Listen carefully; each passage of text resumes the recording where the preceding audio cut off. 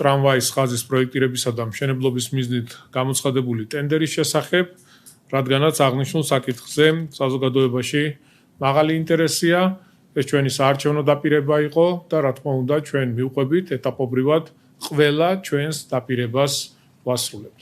უშუალოდ პროექტს რაც შეეხება, მე ვფიქრობ, ყველამ ძალიან კარგად ვიცით თუ რამდენად მნიშვნელოვანია ჩვენი ქალაქისთვის ამ ტიპის, ამ მასშტაბური პროექტის განხორციელება.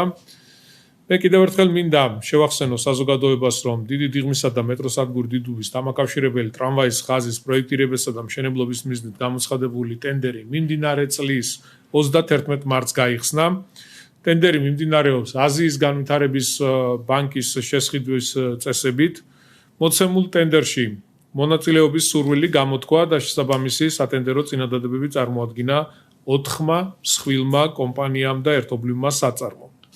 დღეს მდგომარეობით წარმოდგენილი წინადადებების შეფასებების პირველი ეტაპი დასრულებულია და პრეტენდენტებთან მიმდინარეობს დეტალების დაზუსტება. გადავდივართ უკვე დაზუსტების ეტაპზე.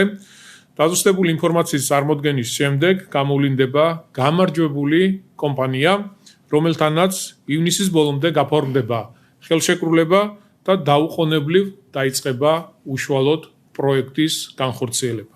ტრამვაის ხაზი დაიწყება დიდი დიღმის მესამე და მეოთხე მიკრორაიონების გადაკვეთის მიმდებარე ტერიტორიიდან და დავით აღმაშენებლის ხეივნისა და დიღმის მასივის გავლით დაუკავშირდება მეტროსადგურ დიდუბის მიმდებარე ტერიტორიას.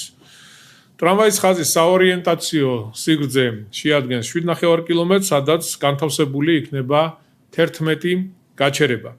პროექტი ასევე მოიცავს შესაბამისი დეპოს მოწყობას, რომელიც გათვლილი იქნება ტრამვაის 11 შემადგენლობის მომსახურება ექსპლუატაციაზე.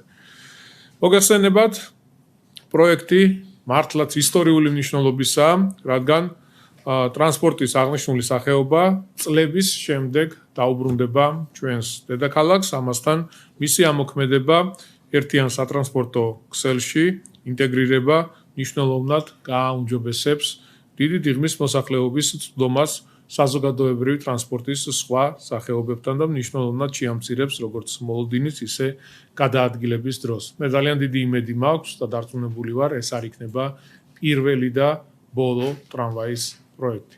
რა თქმა უნდა, ეს სილამაზე და მნიშვნელოვანი საზოგადოებრივი ტრანსპორტი ეტაპობრივად აუცილებლად დაუბრუნდება ჩვენს დედაქალაქს.